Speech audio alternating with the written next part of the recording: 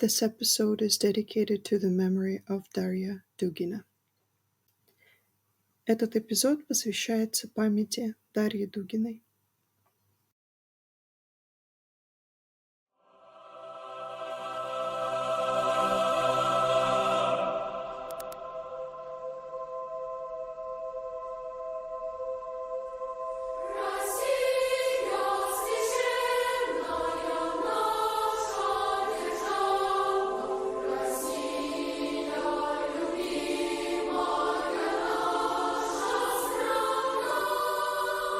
Hello and welcome to another episode of the DD Geopolitics Podcast. I'm Sarah, once again joined by Lydia and JM. And I can't express how excited and honored we are to be joined by our distinguished guest, Professor Aleksandr Dugin, one of the most important intellectual writers today on multipolarity and Eurasianism. He's a visionary philosopher and prolific political theorist who has passionately reshaped global discourse through his unorthodox and thought-provoking ideas. Professor, thank you so much for being here. You're welcome. Professor, your geopolitical writings have been associated with the ideas of Eurasianism. Could you tell our listeners what the essential ideas of Eurasianism are? The concept of Eurasianism developed 100 years ago in the ambience of Russian white immigration in the Prague, in Berlin, in Belgrade, and other European cities, consistent in the main principle to consider Russia not just as European country, but as independent civilization of, or maybe what we call today civilization state. So Russia as Eurasia, Eurasia is the name of to understand, to read Russian history, Russian identity, Russian position in the world as independent civilization, neither Western nor Eastern, and civilization that has all the elements of sovereign and totally independent philosophical, cultural, political construction. So the idea of Eurasianism was the continuation of Slavophile movement of 19th century. And that was idea that a Russian destiny is different from European culture, European countries, that Russia should follow its own Russian Eastern Slavic way, and to have different traditional values and defend them in the front of the Western modernity. And this Slavophile, and after that Eurasian attitude was directed or created in the debates, in the arguments with Westerners, in Russian Zapadnikis. These Westerners affirmed against the Slavophiles and Eurasianists that Russia is just the Europe, just Eastern European country and a part of modern European civilization. So that was the very old dilemma, or very old choice in front of Russian intelligentsia, or to consider Russia to be something totally independent and having its own principles inside our own society, or to consider European culture as measure of things and try to repeat it, to accept, to assimilate modern European values. So Eurasianism from the very beginning was the idea that Russia is civilizational state. Russia is not national state, neither European nor Eastern, and from that point of view, geopolitics promoted by Sir Halford Mackinder, Anglo-Saxon author that was the founder of geopolitics. Geopolitics becomes something very logical, very consistent, because geopolitics speaks about land power and sea power, and Eurasia is precisely what Sir Halford Mackinder meant by land power. So Russia as Eurasia is something more than national state, with one ideology or other ideology, with one set of frontiers, of boundaries, or with other set of boundaries. So in spite of all the historical development, Russia is something, let's say, eternal, something unchangeable. And this deep identity is not only Orthodoxy, Christian Orthodoxy, not only Eastern Slav ethnic society, but as well all the civilizational structure going through ages, with early Kievan Rus, after that through Genghis Khan, Mongolian rule, after that with Tsardom, Moscow Tsars, and Empire of Romanov, Soviet Union, and now Russia, in modern days, Russian Federation, is in its essence the same eternal Russia, eternal Eurasia, eternal independent civilization that explained in depth this confrontation with the West that we have today. So I have discovered this teaching of Eurasianists, this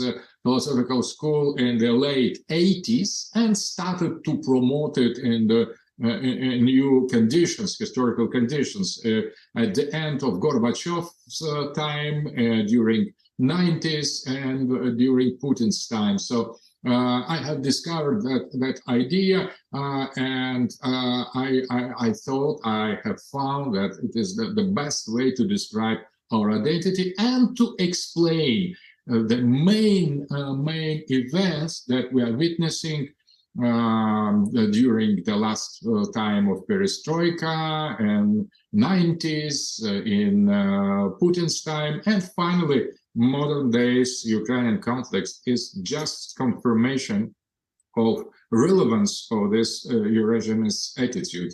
Eurasia is precisely the concept of civilization, and it inscribes very well into the context of multipolarity, but multipolar geopolitics demands some special developments. We could speak about that later if you wish.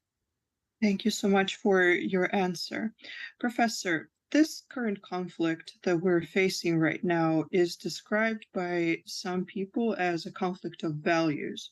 And you also mentioned specific values that the Russian civilization has. Could you please maybe elaborate on this for our listeners? What do you see as the core values of this civilization?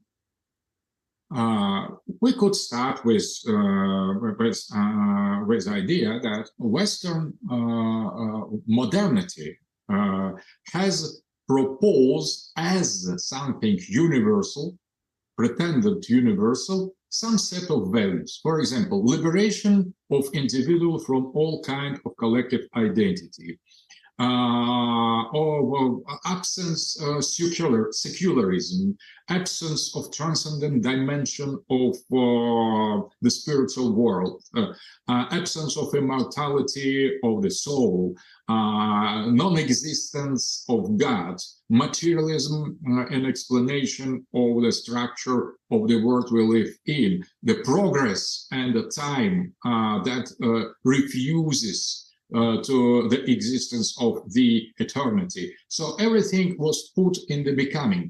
So all the values of modern Western civilization are rooted in the becoming. So there is no essence, there is no identity, there is nothing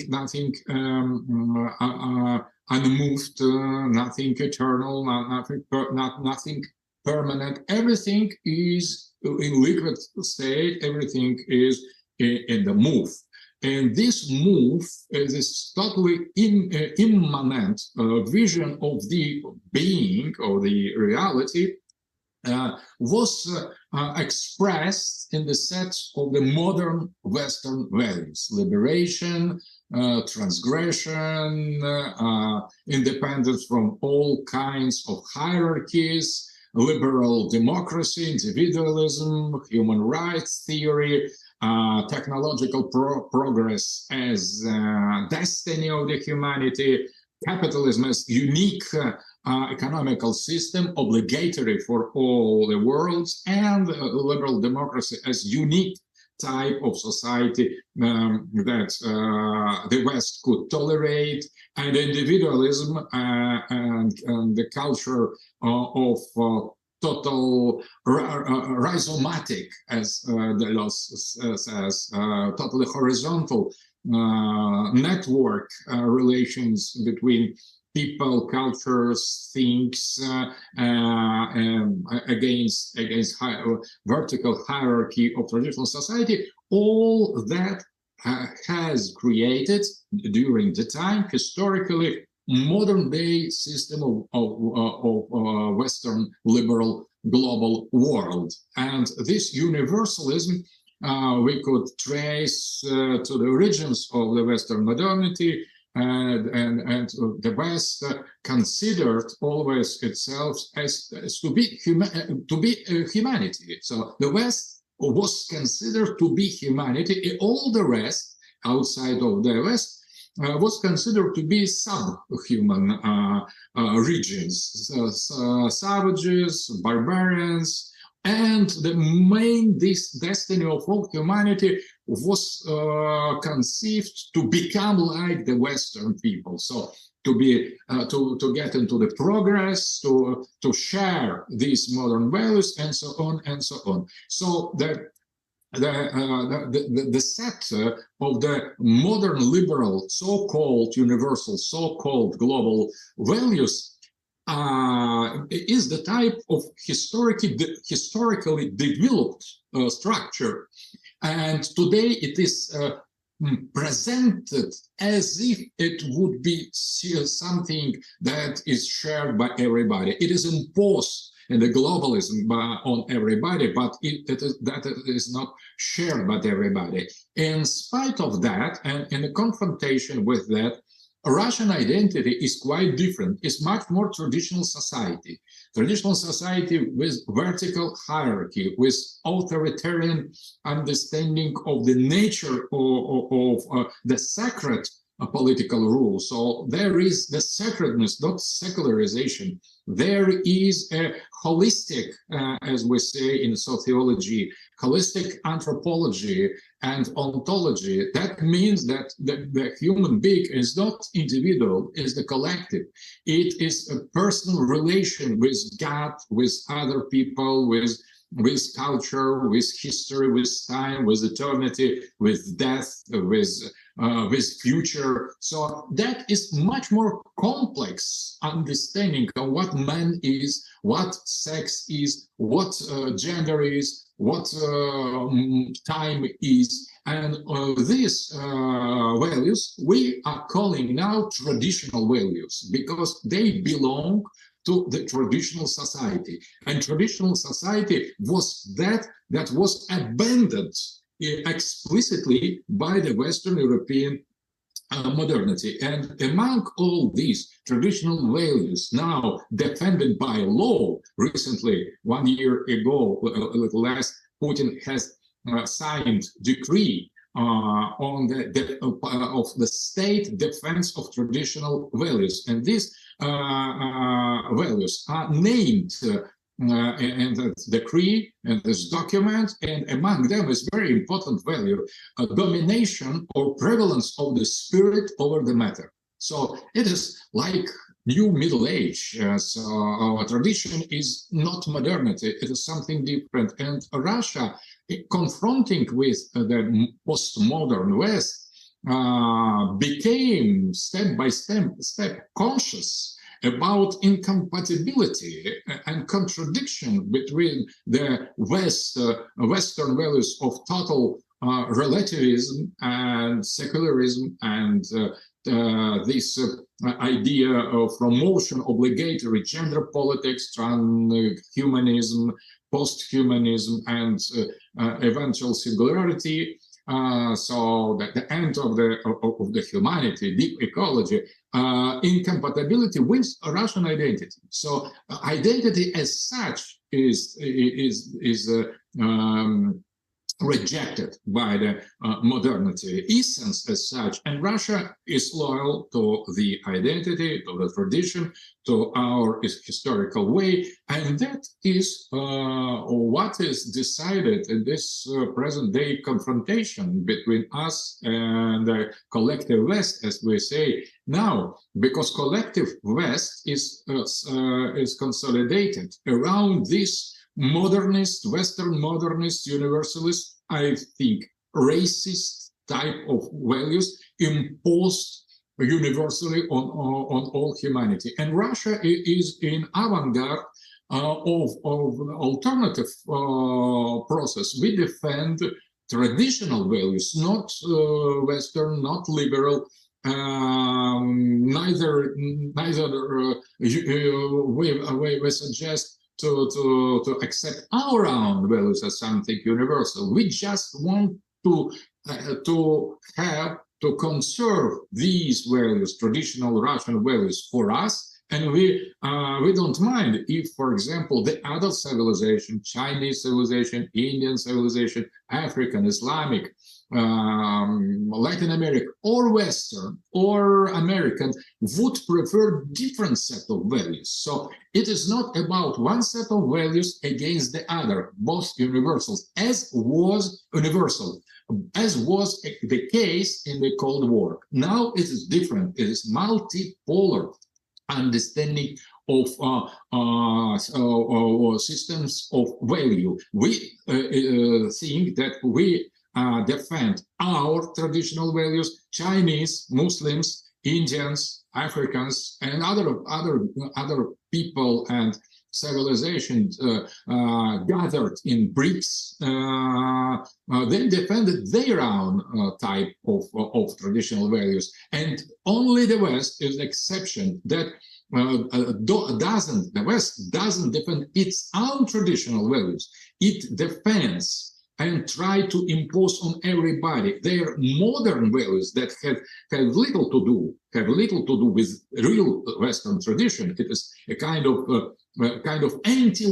anti-European values because this individual materialism, atheism, secularism led to the last consequences. It's something that contradicts to the Greco-Roman identity of Western civilization itself. So it is a kind of plague for us. It is toxic for the West. The West tries to promote and impose and make universal something that is not yet the Western values, because modern West is something very different comparing with the traditional classical West. And against all that, we are fighting. We are fighting not to impose our Russian values instead of the modern Western values, but to defend for us our values, and we have nothing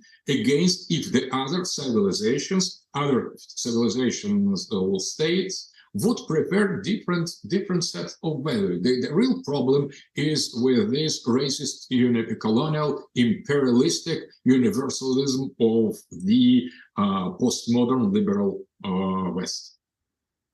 During your presentation at the St. Petersburg Economic Forum, you spoke about the different scenarios that Russia could take for its further development, we could say, because as a lot of people recognize, in a lot of ways, Russia right now is at a crossroads.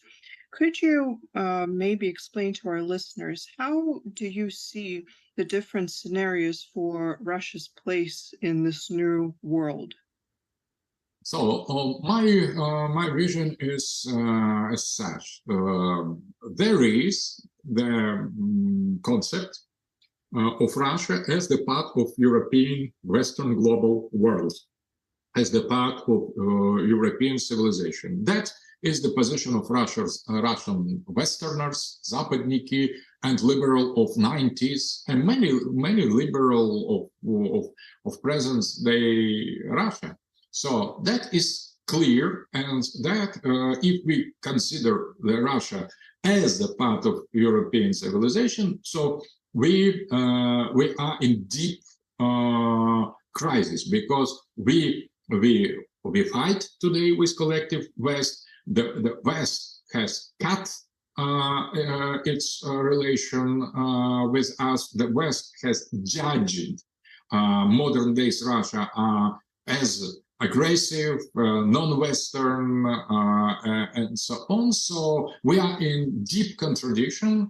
And if we still insist that Russia is the part of Western civilization, there is only one way: to stop immediately war in Ukraine, to recognize the mistake, the error, and to beg a pardon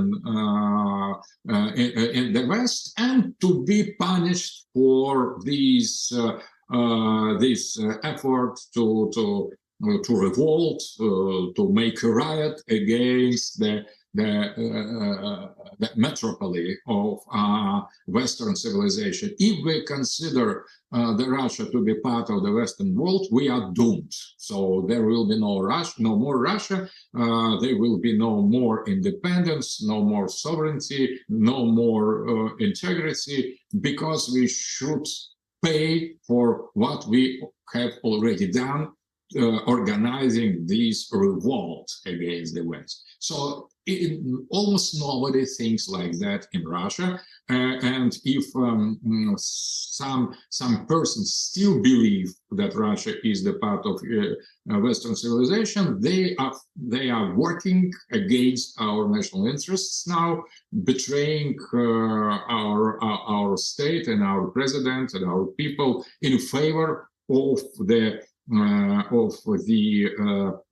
alternative power enemy. I could remind that, for example, the example of British fascist party on the eve of Second World War. It was totally legal structure, fascist British party in Great Britain, but having good relations with Mussolini, with Hitler. And but when Second World War started, they were put in the concentration camp because of treason. They were considered to be traitor. So the same now for liberals in Russia. So if someone in Russia still think that Russia is the part of European civilizations, they are in a position of British fascist party in England after the start of Second World War. So it is out of the question. The second scenario of the future is based on idea that Russia is alternative West, that is independent sovereign West, but it's not the slave of the West. It should be put on the same level as the West. That is the Western European modern culture, state, modern culture. And but now we are in fighting against the West, for example, as France and Germany in the Westphalian system. Both France and Germany belonged to the Western European civilization, but there was the kind of conflict of interests between them, so that was normal in the realistic vision. So and in order to promote this attitude, this self-understanding and self-consciousness of Russian state, we need to find a way to replace direct relations with the West by indirect relations with the West. So that is called импортозамещение in Russia. So that is a replacement of import products, and in a broader sense, that is replacement of all kinds of direct relations by indirect relations. That is more or less that our government is doing now. So that is what we are. And I have suggested in the St. Petersburg Economic Forum, in the session with Vice Prime Minister Andrei Belousov, who was the chief of this group of discussion, I have suggested third scenario, third vision of future. Russia should affirm herself as independent civilization, not the Western civilization, but Eurasian, fully autonomous, autarkic civilization, and we should not just imitate indirectly the Western type of society, but we need to accept seriously traditional values, to restore spiritual dimension in our being, revise all the traditional values that we have as well abandoned more or less 100 years ago. We need to return to the spiritual, religious understanding of the nature of being. We should return to theology, to new Middle Ages, and to go to Russian way in a Russian future. Not only to compete with the West in the same field, but accepting the Western measures, the Western standards, but we need to impose our own sovereign standards and to affirm and defend and develop not only a Russian special way in the main Western road, but to follow our own Russian Eurasian road, leading to goal that is our goal. It is not just to compete with the criteria, with the standards that are imposed by the West. For example, who is richer, who is stronger. It is not the way. We have different vision of measure of the reality and different values. We consider our civilization as a civilization of spirit and justice. And we are very far from that, but we need to make effort to go precisely that way, not in the post-capitalist neoliberal liquid society of the West. We need to defend the sane and healthy family, the traditional hierarchy in the society, the veneration of the priests as the highest estates, the military men, the honest worker, and that should not be capitalist society. That should be Russian society maybe having the market, but not market society. We are for the society with market, but not market society. So, and I have suggested these three scenarios, this vision. First is everybody agreed in the forum in St. Petersburg that first position to continue to consider Russia as the part of the West is already abandoned by our state. Nobody would dare now to promote this attitude because it's suicidal, and that is a crime against the country.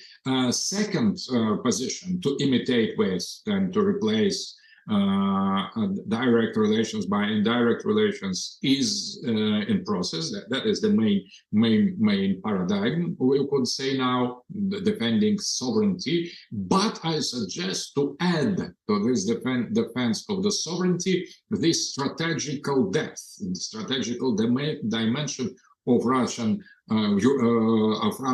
as civilization, in order to correct and to prolong the plans of for our government, for our country, because it is not just short-term solution to receive everything from the West through, for example, Arab countries, through China, through all other hubs, but to reorganize our own life on the Russian principles, Russian basic, refusing any kind of universalism for Western values. And I think that has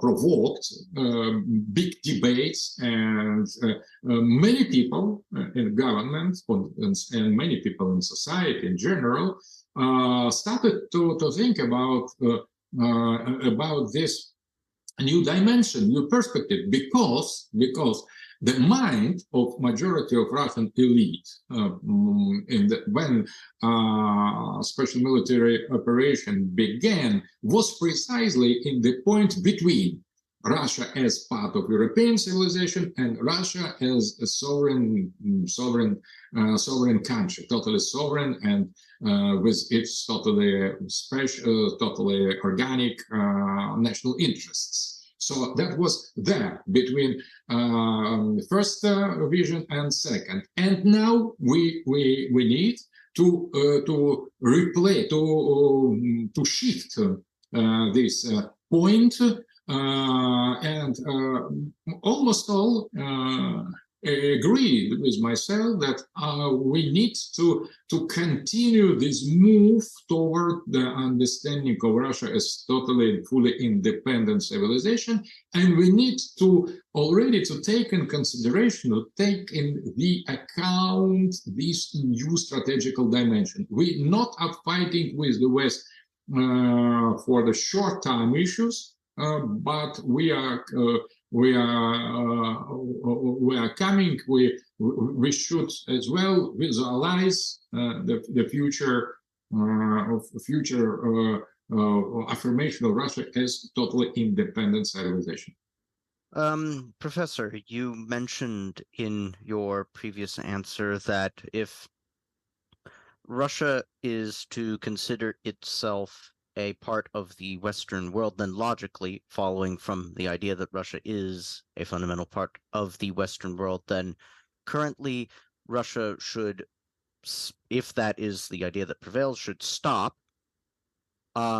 cease everything, repent, and accept whatever punishment. But I would have to ask why, because the West often fights among itself and has done in history. If Russia is defending its national interests, why would would the idea that Russia is part of the West be therefore dangerous in that sense, in your opinion? So we should consider the situation. So first of all, I'm traditionalist, and from the very beginning, I'm against the Western modernity. I consider this modernity as a wrong way. I refuse all the main principles of Western modernity. I'm in favor of tradition, of hierarchy, of spirituality, of pre-modern systems, and I consider that the modernity was wrong from the very beginning. So that is my personal view. But I have the other answers, more pragmatic one. If we consider when national states in the West were really sovereign, that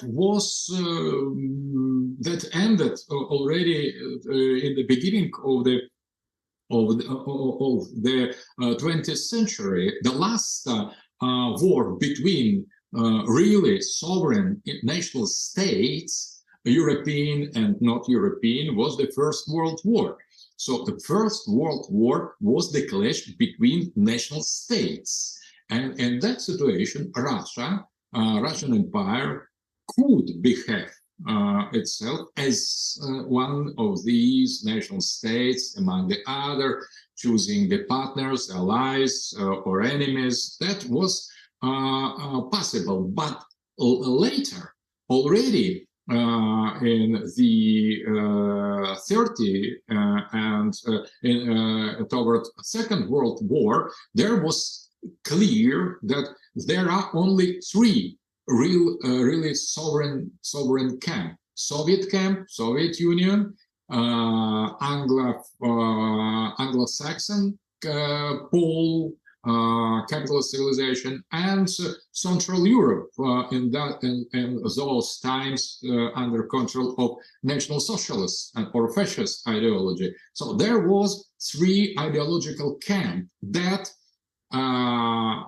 were holding the real sovereignty, and outside of these three camps, no real sovereignty, no real national state in the classical Westphalian sense could exist. And after the fall of the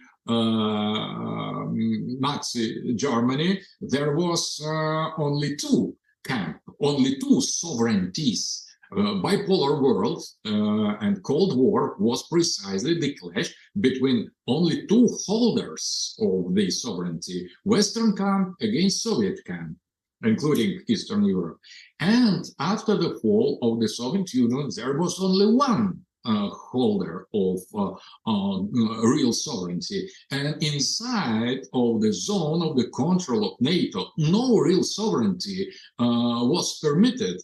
So it is neither US nor any European country are fully sovereign. Modern West is supranational construction, united by NATO, by liberal democratic elite, and this is precisely unique model that doesn't let to anybody to have real sovereignty. All sovereignty should be given and could be revoked, taken back by the global West. So global West is the kind of hegemon in that situation, and the only sovereignty in the unipolar moment, as Charles Krauthammer has called it, the only holder of this sovereignty during this unipolar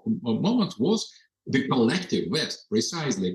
And Russia is not part of this collective West, and it could not fight against the collective West as a national state against other national states, because there is no more, there are more than 100 years, there is no more any really sovereign national state. So the holder, the bearer of the real sovereignty is something different from national state. It is not sufficiently reflected in the theory of international relations, but the people like Krasner or Mearsheimer, they agree that, or for example, Huntington, that we are dealing with totally new subject, new axis, new poles of sovereignty. It could be either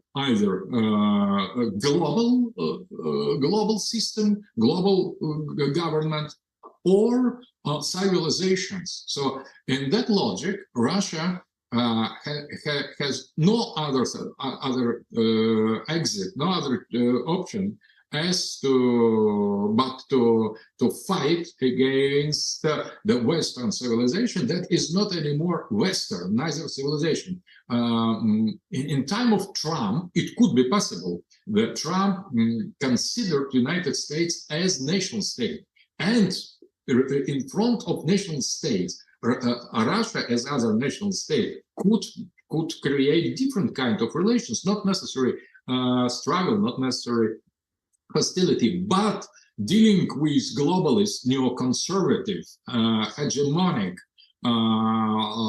strategy of Biden's administration, as that tries to preserve, to save at any price unipolarity. We have no other solution as to fight, but to fight. And I think the same will understand soon the other civilizations. Now they try to use direct conflict between us and the West, and to get behind our back, our shoulder. So they try to assure their growing independence from the collective West, but giving us the role to have all the sufferings we now undergoing. So, but nevertheless, I think that inside of these global liberal vision of unipolarity, there is no place for any kind of sovereignty, of any kind of independent national states. For example, we could not say without a smile that modern days France or Germany or Italy or Spain, not to speak about small Eastern European countries or Ukraine, are independent. They are just the part of the totalitarian system of global liberal rule, and Russia has theoretically no place in that, and now we see that in the practice, and that corresponds to what I consider to be eternal Russian identity. And now, for example, 30 years ago, when I, or more than 35 years ago, when I have started to develop my vision, I was in a absolute minority, purely marginal, and now it is more or less the main line of all our society, all our Russian states. What you've just said, it definitely triggered me to think of Serbia when you were talking about all of the Western hegemony. So in a previous interviews, you said something about the Serbs being responsible for opening and awakening the multipolar world. So now we've kind of seen Serbia in a situation where it's, they always say we're an island in a sea of NATO. So as we how does Serbia find her place? Where do they fit in? And as we're moving forward, watching the multipolarity develop, what is Serbia's future, and how do they persevere, and how do they win in the end? So it is very, very, very tragic situation. Serbs were punished instead of us in the 90s. They were destroyed, dismembered, and tortured precisely by creation of this unipolar system. They resisted heroically, and they have awakened us in 98 during bombardment of Belgrade. So they are too small. They could not pretend to be sovereign. They could not stand against the pressure of the Europe, of the West, of the NATO. So that is small but tragic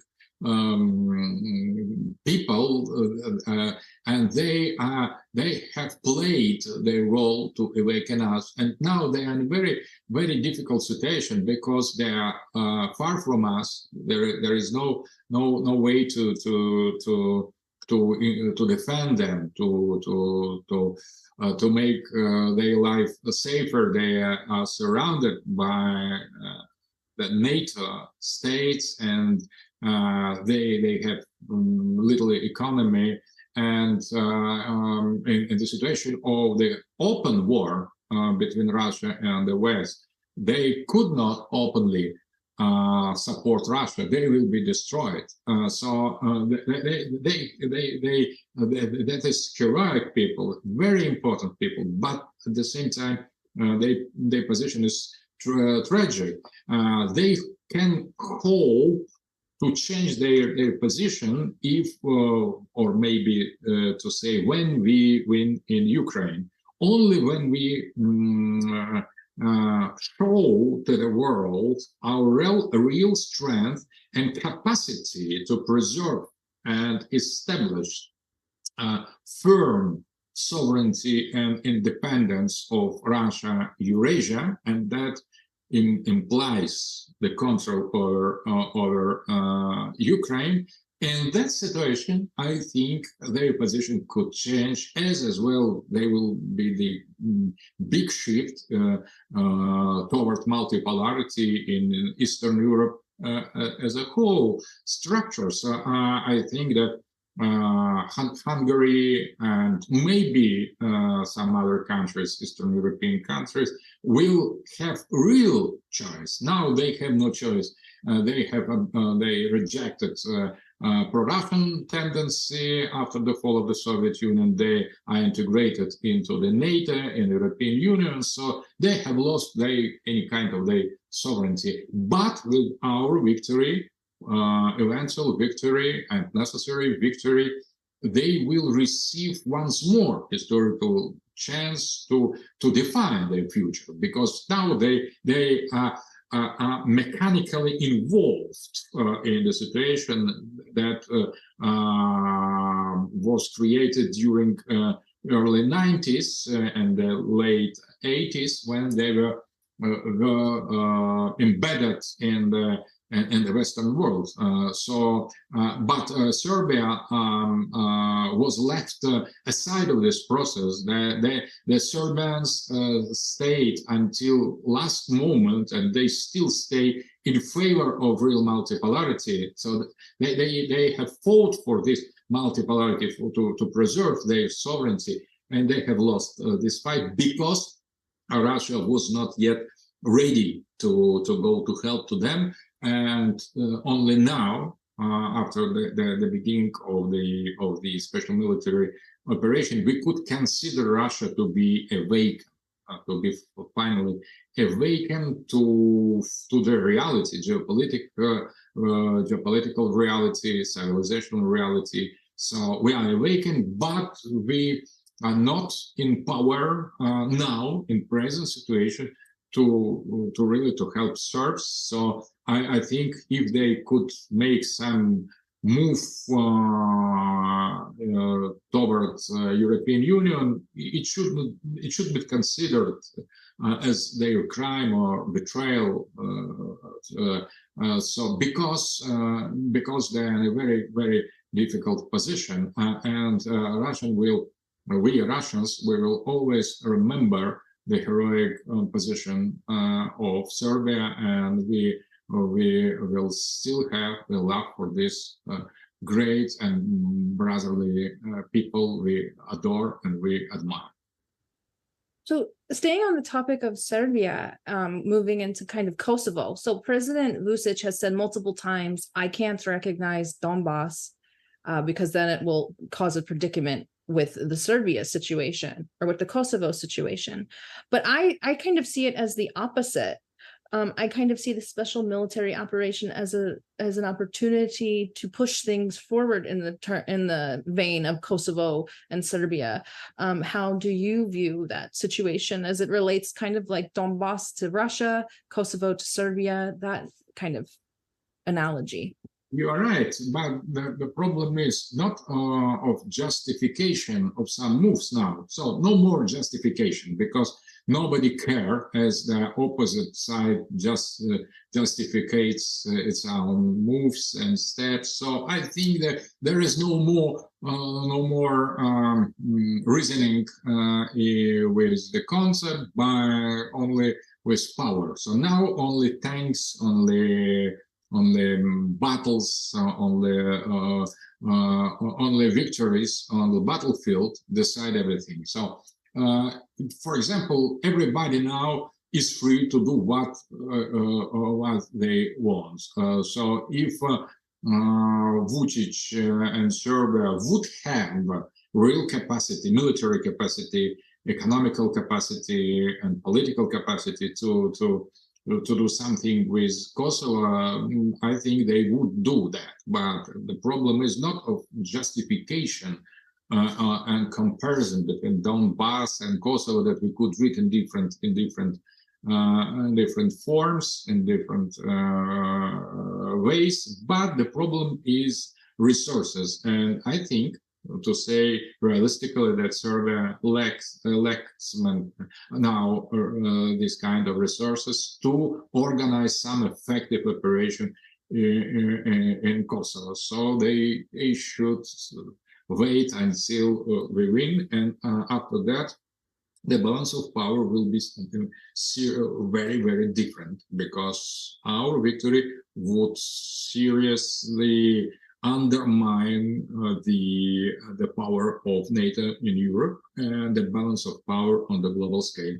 And that is what we are fighting for. And only then, I think, Vučić or other president or Serbia as such could seriously start to revise its geopolitical position. Maybe not only with war, but because if you are strong enough, you could avoid a war if you're strong enough.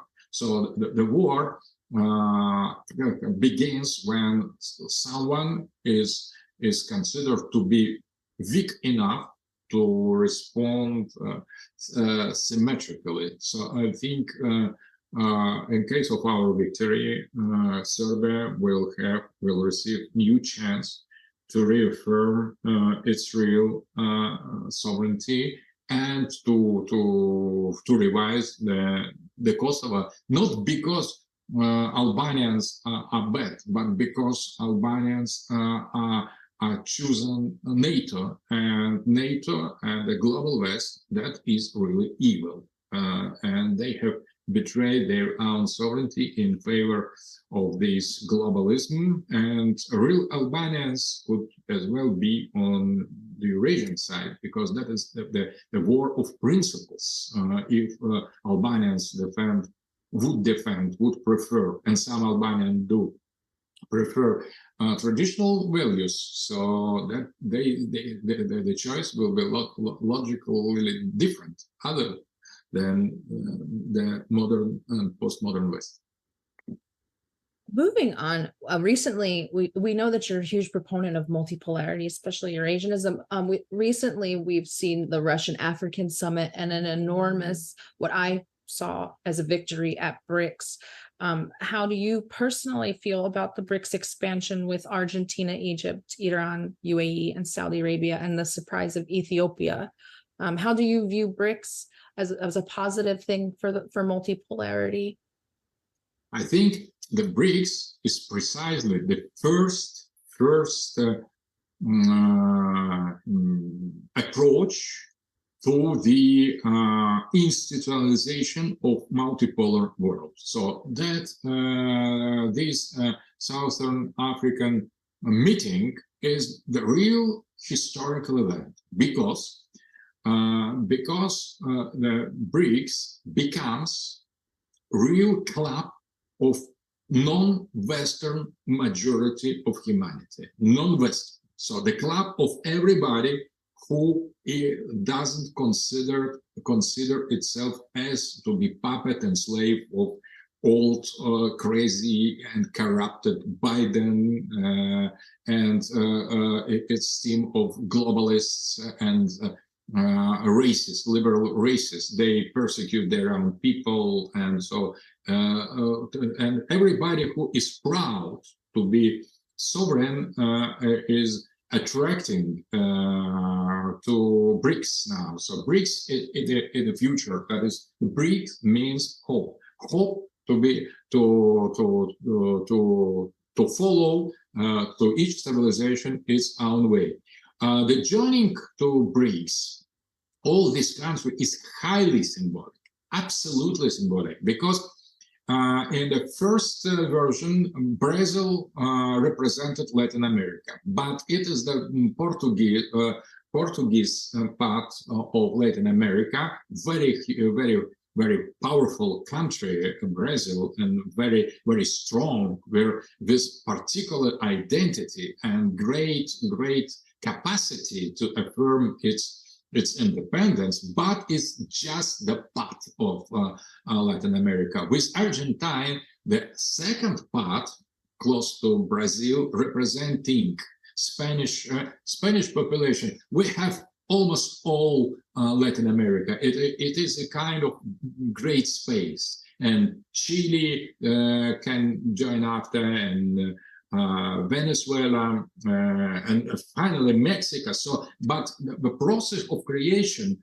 of full-scale independent pole of multipolar world in Latin America demands something more than Brazil, and the Argentina is enough symbolically, geopolitically, historically, by its identity, by its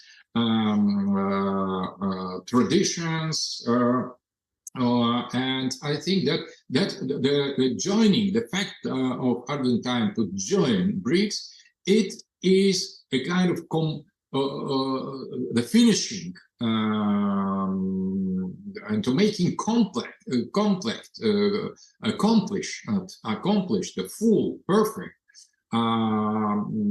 the presence of Latin America as a pole. Argentina with Brazil plus Brazil is much more than two countries, one country plus other country. That means that whole Latin America is here and is inside the BRICS. Concerning Iran and Turkey, Iran and Saudi Arabia, that means that Islam finally, Islamic civilization is in, and as well as in the case of Argentina and Brazil, we have Shia Iran, we have Sunni, the greatest Sunni country, Saudi Arabia. So we have all Islamic world inside of BRICS. So multipolarity.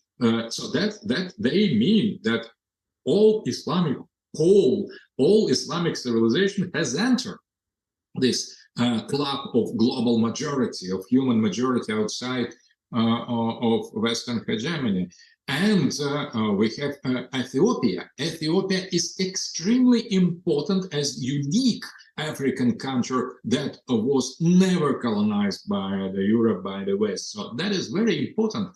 And there is Pan-African, one version of Pan-African identity made famous by Bob Marley Rastafari movement that is centered around the empire of Negus, empire of Ethiopia, as a kind of Pan-African empire with the sacred king at the head of it. It is just a part of the historical heritage, but that is the mythical and mythological horizon necessary to unite Africa. There is the other so-called neo-Egyptian version of Pan-African identity, promoted by Kemisiba, by Bok Basong, and other people from Western Africa. But Ethiopia is a kind of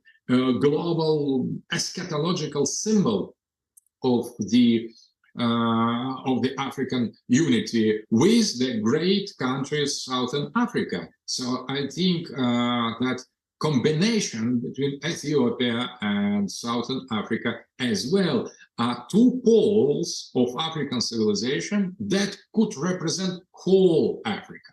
And that is extremely important. So we have, after this BRICS meeting, full-scale institution of multipolarity. And there is, if you consider that very important thing, there is no leader there. China could not pretend to be unique leader because of India, for example. India could not say, oh, it's my club, as, for example, United States could easily say about Western hegemonic countries. So it is my club, could pretend White House globalists, but there is not the case with BRICS. So neither China nor India nor Islamic country, they are relatively small comparing with China and India. No Russia, no Latin America, so no Africa. Everybody is in equal position. So that is multipolarity. Multipolarity is not the exchange of one hegemon by other, replacement of one hegemon by other. That is the ending with hegemony. So in this BRICS system, new BRICS structure, there is no hegemony. There are different poles, different civilization, almost following the map created by Huntington, and that is very well defined. So I very much like Japan, but absence of Japan in this BRICS means that the only mistake of Samuel Huntington's map was to recognize the Japan as independent civilization. I'm very sad to say that Japan, not presenting in the multipolar world, is losing its sovereignty, recognizing it to be the tool of Western hegemony. So, but that is that is so. So I could only deplore that because I like very much Japanese culture, Japanese history. So how these proud generations of warriors and samurais could finally end their history being the slaves of the wars. That is really tragic, I think. And the other civilizations, they reaffirm their own sovereignty, and BRICS is precisely that. So Russia, in spite of the fact that in Southern Africa there are Soros network, they didn't lack finally to our president to be present there physically, but nevertheless I think Russia plays there a role of model role. So Russia is in the avant-garde position, fighting against hegemony, and everybody else of the BRICS, they just using this moment and they try to arrange and reaffirm their sovereignty in a smoother mode way. But nevertheless, I think that the role of Russia was a breakthrough precisely in this multipolarity, and I'm very happy that idea that was mine during more than 35 years. I fought for that. I have written the theory of multipolar world. I have defended that from the last years of 80s, and finally, after so many suffering, so many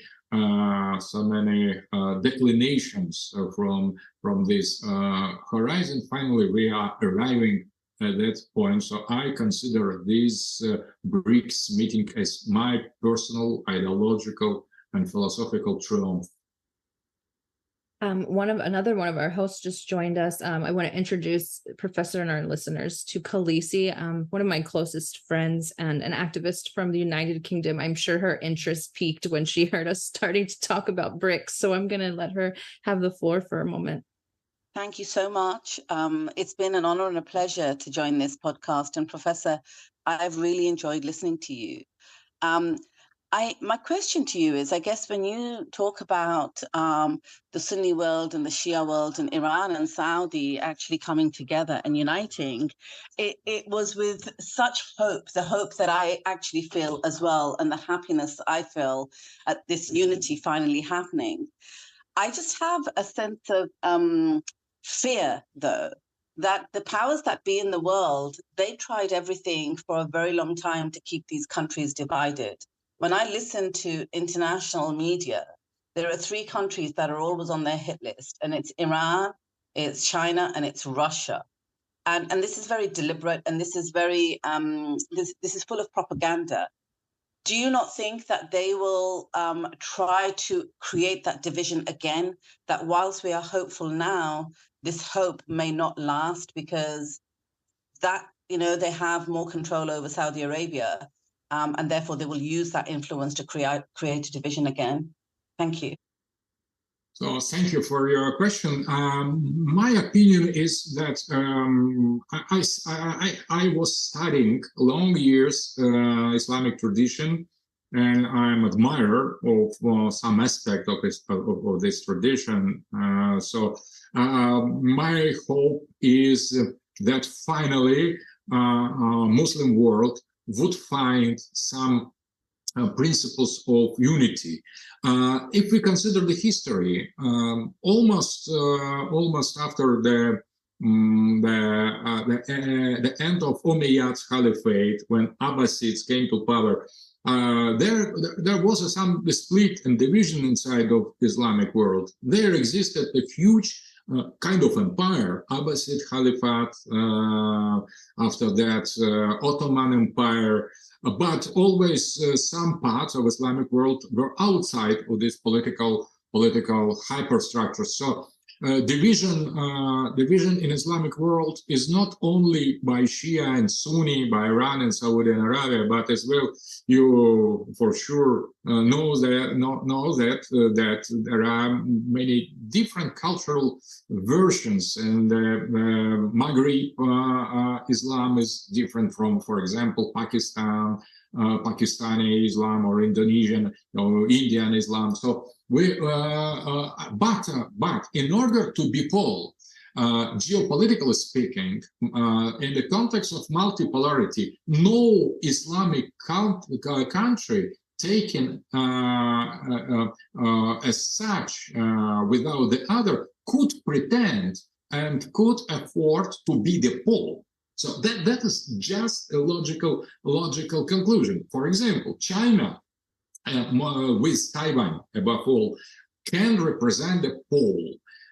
India with Nepal, with Bangladesh, with its influence outside of India, could represent a pole. Russia with huge territory and promoting integration, Eurasian integration with part of ex-Russian Empire and Soviet Union could represent a pole. But Iran, neither Iran nor Saudi Arabia nor Turkey nor Pakistan nor Egypt, so not to speak, nor Iraq, nor is Indonesia, not to speak about smaller country, Islamic country, could not represent the pole by themselves, taken isolately. So the only way is to arrange somehow Islamic unity. And the Salafi movement and Muslim Brotherhood and the Wahhabi, they tried to propose this idea of Islamic State,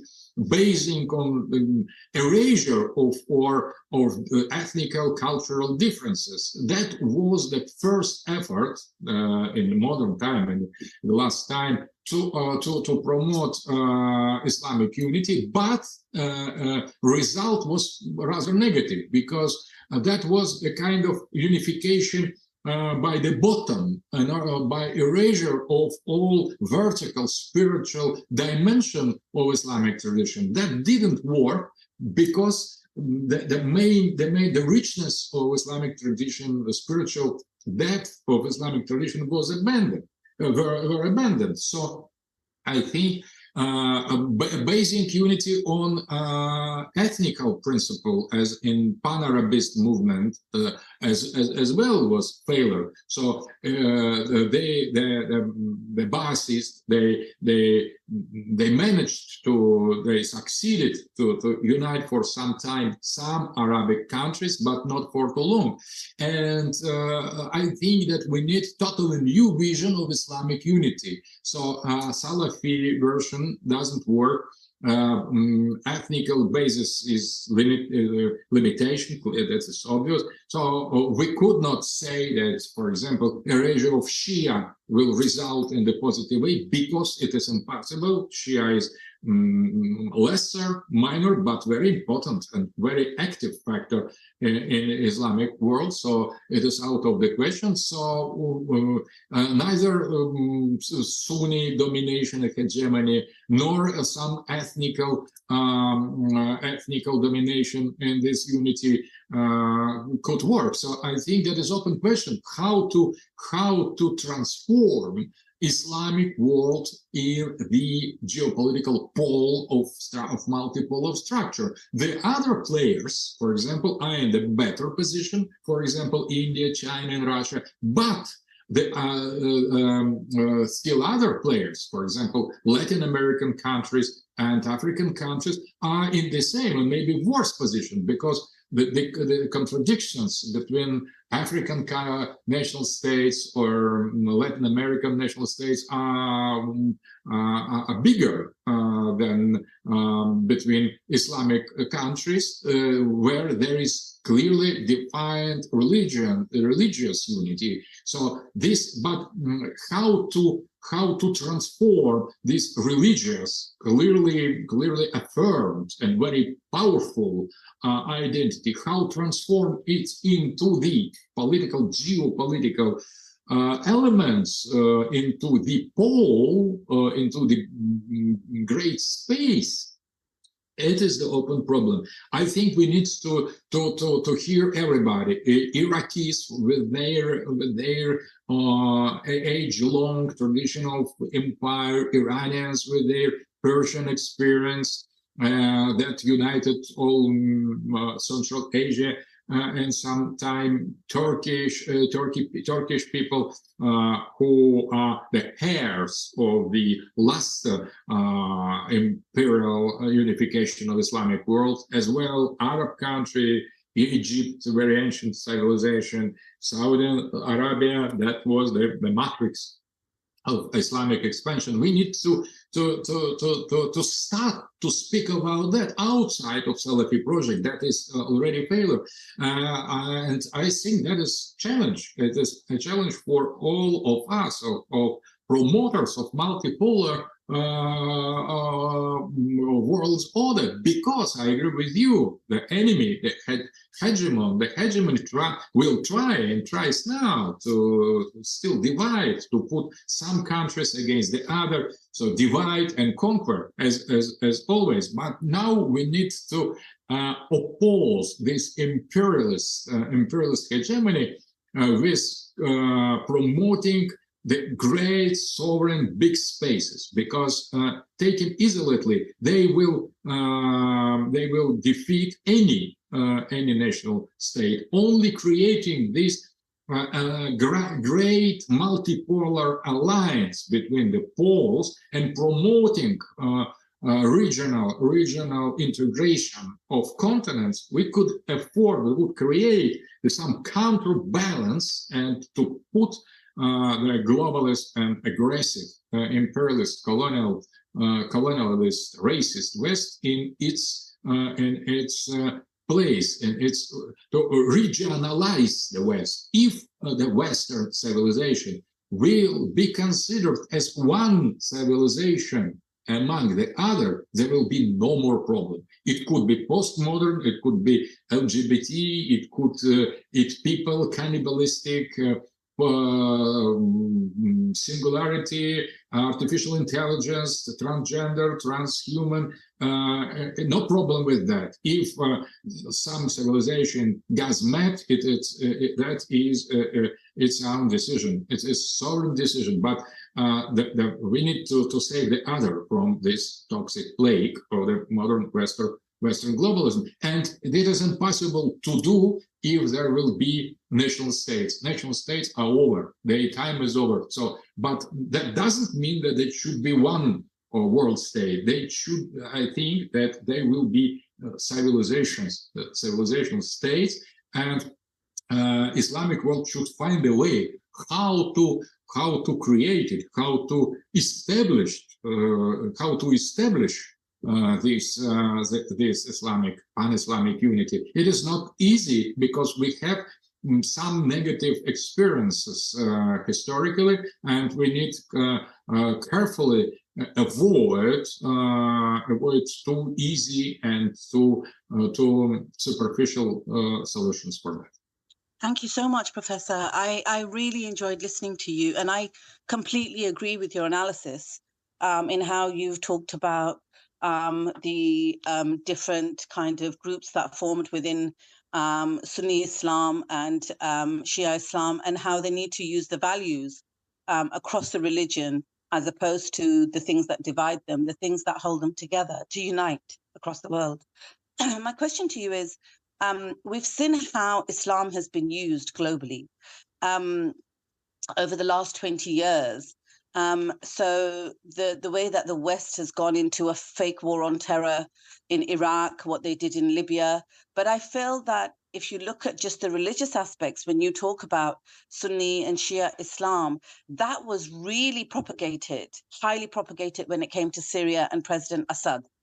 They tore the Muslim community in two across the world, where brother turned on brother, because instead of actually thinking of it like we did with Iraq and Libya, that this is a foreign sovereign nation being invaded, a fake revolution being started in Syria, and the whole goal was to take over Syria for the powers that be, they dressed it up as a Sunni versus Shia thing. And I think that did a lot of damage at the time. I'm just grateful that today President Assad is still in position, and these foreign interventory powers that went in, that are still there today causing damage, they're unable to succeed in Syria. When I look back at the events over the last 20 years, and especially now when I look at what's happening with Russia and Ukraine, I see more and more people speaking against what's happening. They see Zelensky for the actor that's been propped up there that he is. They see Russia for being the rightful party in this, defending its land, and it should defend its land. So I think those 20 years of the fake war on terror and this divisiveness and creating wars based on lies is over. Because if Iraq was to happen today, people would see it for what it was. People are now waking up. The way that they see, most people I know see Russia, Ukraine for what it is. It's a proxy war. So my question to you is, do you believe that warfare that's happened over the last 20 years, be it to create divide, be it to steal resources, be it to take away some leader of a country and do regime change, do you think that approach is now over? Are we going to now see a cleaner kind of future amongst these Western imperialist countries? So, first of all, I agree with your analysis. That was a really proxy wars, and we need to say that the United States and the Western coalition has lost all these wars. All this, they they succeeded into invading countries, destroying countries, killing people, but that is not victory. So they have destroyed many things, but they have not constructed or built nothing. So that is very important. So they managed to destroy the old structures, and they could not to construct, to build something and propose something instead. So 20 years of this proxy wars in the Middle East, invasion of Afghanistan, and partly Pakistan, when they count the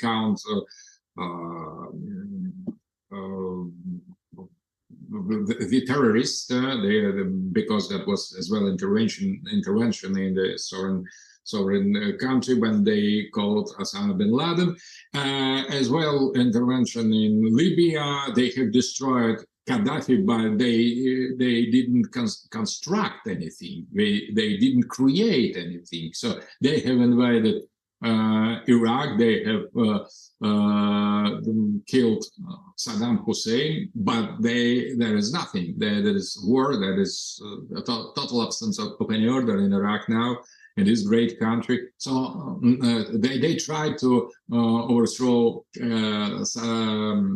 Assad, but didn't succeed, and that they have started, but nevertheless the civil war. And I agree that was very tragical situation of civil war between the brothers. So, but they could destroy, but they could not construct. So they destroy, they don't create. That is very important. 20 years of their intervention in the Middle East have shown clearly that modern days West is incapable to create anything, to impose any kind of order. They could control, colonize, but finally they get out, as from Afghanistan, leaving behind the mountains of corpses of killed people, of tortured people, and nothing more. So once more Taliban as it was before their occupation. So in Ukraine, we will see the same result, because they had the West has given to Ukrainian Nazi regime the big amount, the immense amount of arms, and they have destroyed many our people, and there's so many that more than 300,000 of Ukrainians are dead, maybe more now. So they could destroy a country. Ukraine doesn't exist anymore. It's totally destroyed, and nobody will care except us to rebuild it. So, but the West has proven that it could destroy, it could invade, but it could not win, because nothing is won. Afghanistan isn't won, Iraq isn't won, Syria isn't won, Libya isn't won. Nothing is won. All these interventions, they were chaotic, and they have shown more incapacity to rule the planet, to rule the humanity, in spite of all the boasting enunciations of the globalists. The same with Ukraine. It is the question of time. We will win there.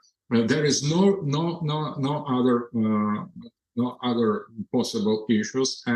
But it seems that the West, modern West, doesn't want really to have the possibility after their presumed victory to construct anything or to build. They have no idea what kind of order, for example, in the case of their victory, to create in Ukraine, because they are for kill, they are there for destroy, but not for construct something, for build something, no kind of order. That is why they tolerate, and they have created a Nazi movement in Ukraine. They have transformed Ukrainian society in Nazi, racist, Russophobic society, because they planned for them no future at all. So more Nazis killed, but the better. So they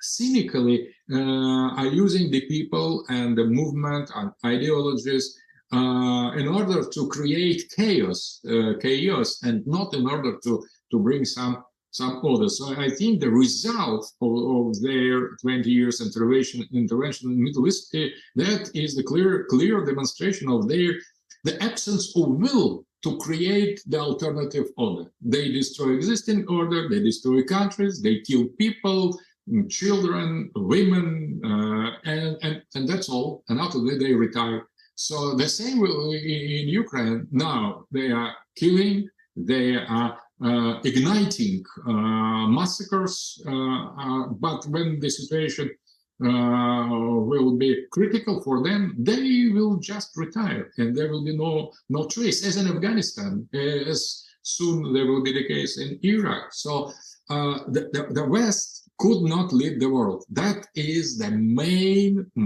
law, main truth that is clear for everybody now. The West anymore could not lead the world. It has no type of order to propose, to suggest, to seduce. So it is not the West cannot seduce anymore nobody, and that is very important. So it could hypnotize, it could buy, but not seduce, attract, to inspire some faith into the future. No future. It is a hegemony of punks, I think. So Mad Max hegemony of neoliberals. So the same with Ukraine, and Russia has its own order. The West hates this kind of order, but we don't mind. We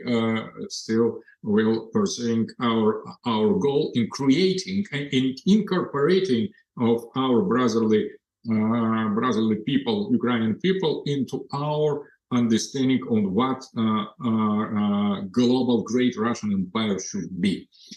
Independent, sovereign, as a pole of multipolar world. I think there is the project of Islamic civilization based on religious values. There is the project of Chinese civilization. It's clear now for everybody. It's already proven, because it is not just socialism, Marxism, it is Confucianism much more. There is the project of Indian restoration of Indian traditional society. So everybody has a future, a vision of future as order, except of the West. The West is on the side of chaos, and this chaos will bury finally the West itself.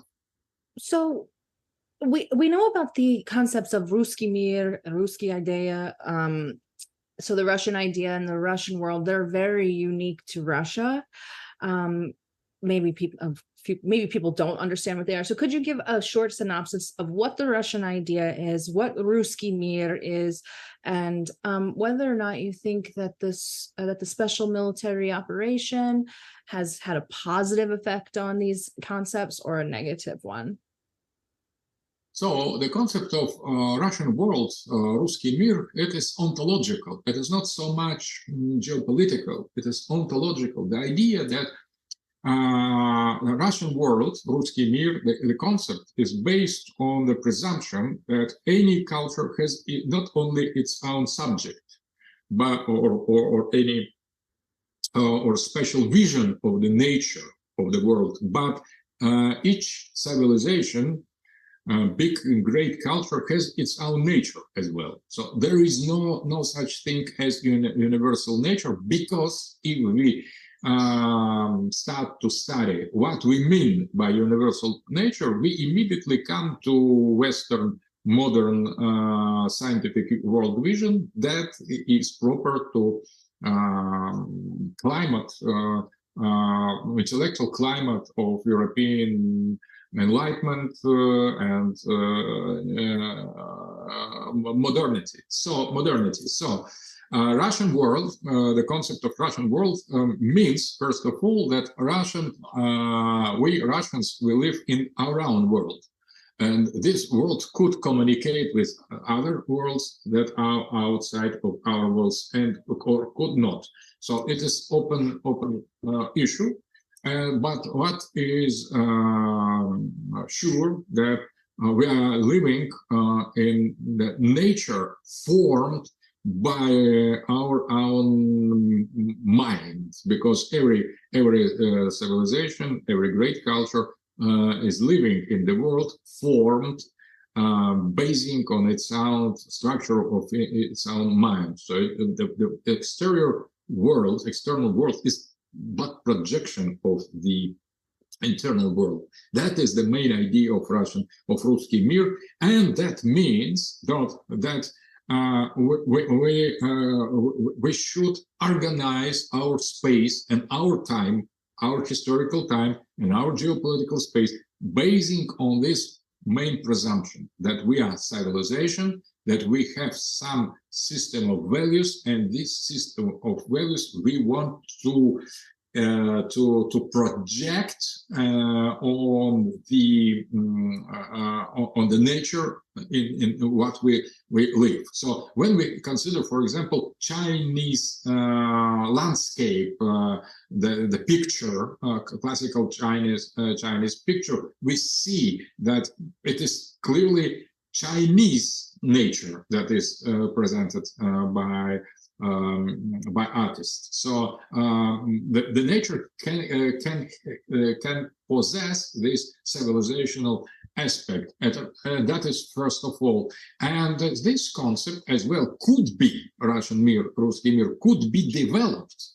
or explained, could be extracted as a geopolitical concept, and if we do so, we come exactly to the beginning of our conversation, to Eurasianism, because if to say that we believe in Russkiy Mir, it is the same that we believe in Eurasia.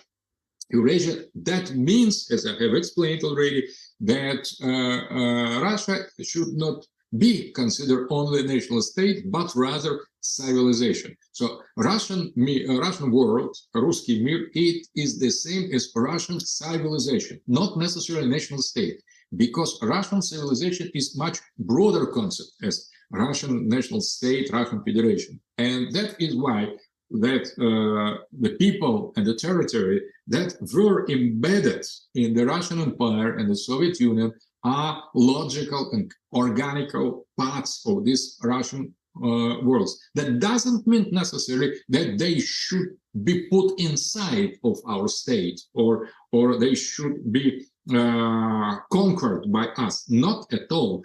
If they agree with Russian world, if they are loyal to their own historical and civilizational identity, they could exist as sovereign countries, no problem. And with Ukraine, there would be no problem, with Crimea, with Donbass, if they would recognize to be the part of Russian worlds, Ukraine, or the bridge between Russian worlds and European worlds. They could have all their territories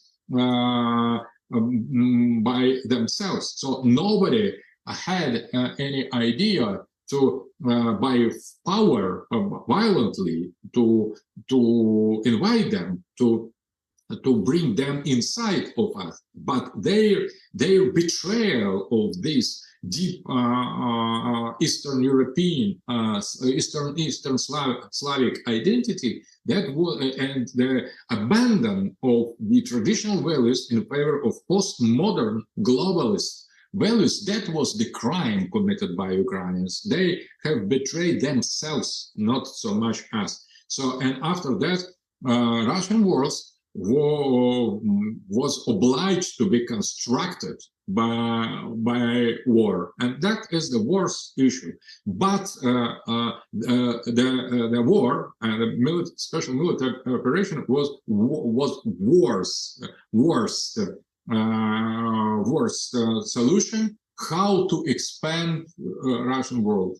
That was almost disaster. But theoretically, there could be much worse possibility if we wouldn't start this war. So that was worse, but there could be worse, yet worse if we wouldn't start this war, because that was the question of to be or not to be for us.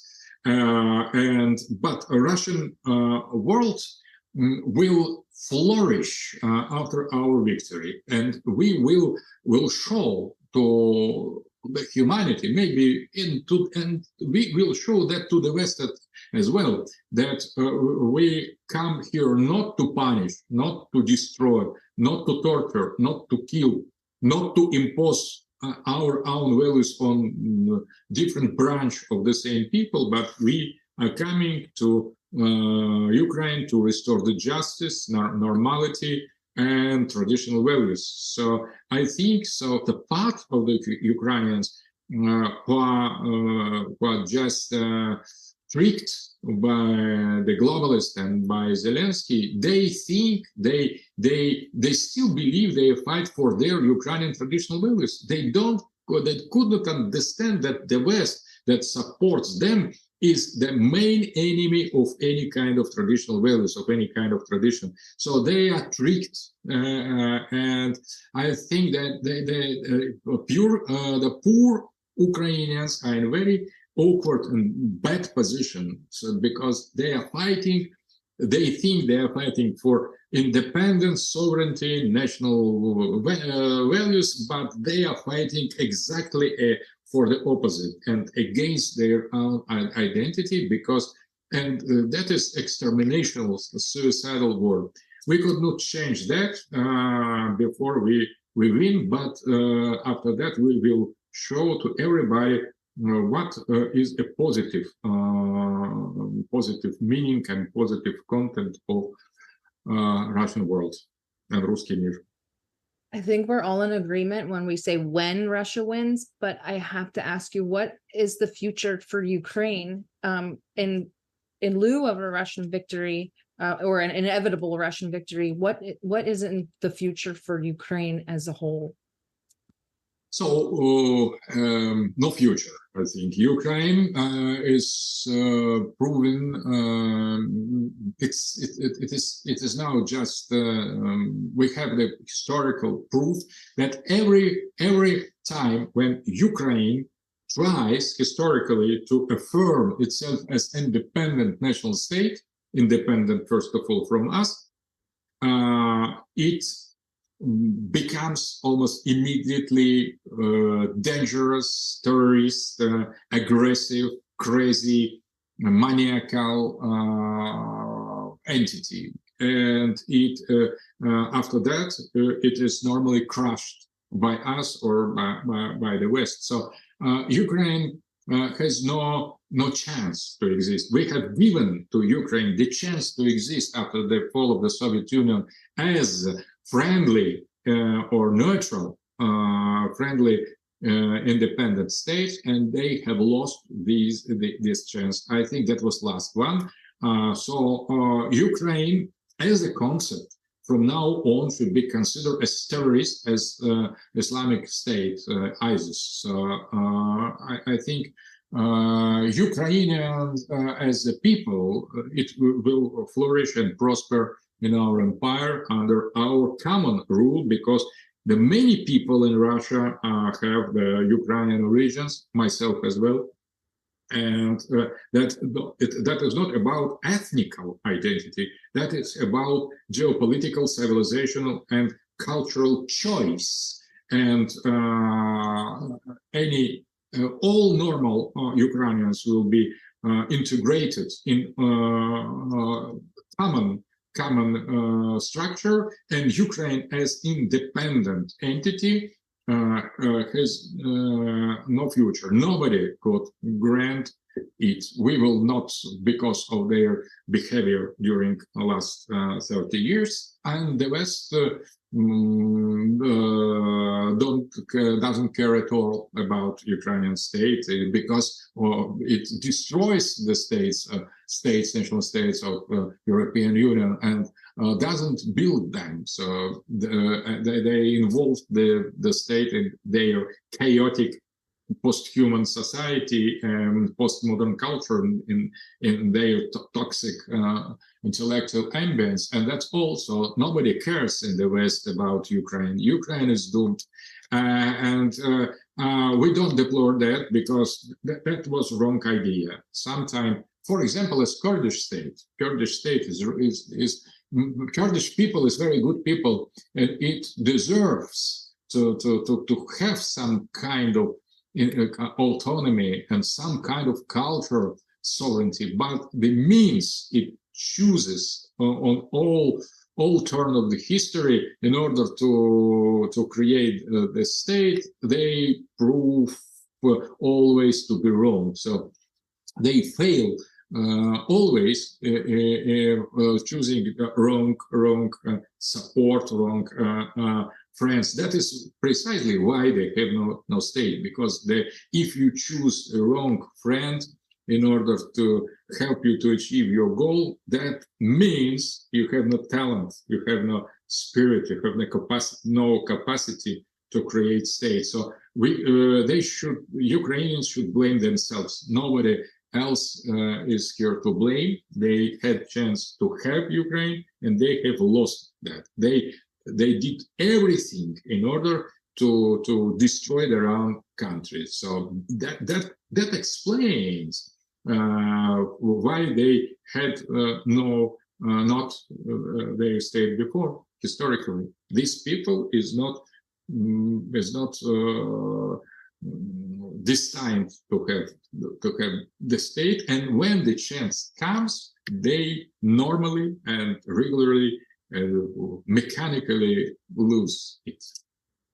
I'm almost sad to even end the conversation, because this has been one of the most enthralling and interesting conversations I've had the pleasure of having. Does anybody have any comments in closing? Before we wrap for the episode. Only to say thank you, Professor. Thank you. Yes, definitely. It's been such a pleasure and such a special experience, and we're sure that our listeners will appreciate hearing your perspective on these things. Let's hope. They will, because they often do not get to hear your perspective on things. They often only get to hear it through a Western filter. So I think that this episode was really important, and it meant a lot to me. So thank you, Professor, on behalf of everyone here. And I also want to give a special thank you to Khaleesi for joining us for the first time. I'm Sarah with JM and Lydia. This has been another episode of the DD Geopolitics Podcast, this time with Professor Dugin. Join us next time for our episode with Haz al-Din. Thanks, and have a good weekend.